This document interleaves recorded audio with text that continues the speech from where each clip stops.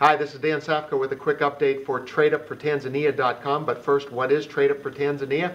It's a website that I created that will raise funds in an innovative way. It raises funds for something called Tanzania Peace, which is a charity outreach created by my friend Sarah Silfast, who happens to be in Tanzania right now.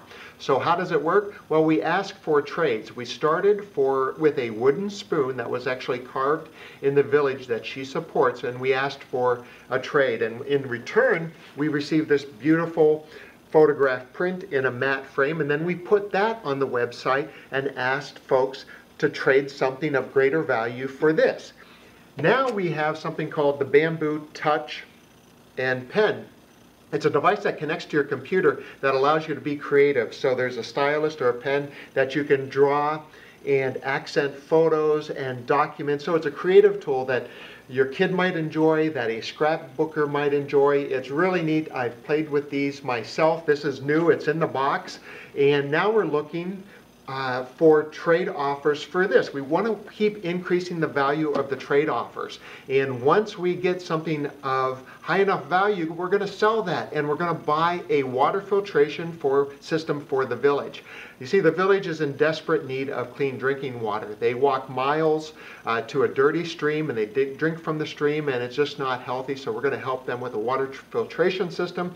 The way that we're going to do that is keep trading up until we can fund that water filtration system. So how you can help is go to TradeUpForTanzania.com. Offer us something for this, something that you may not be using, ideally something that's new that will have great value for the next trade offer, and we'll keep trading until we can fund that water filtration system.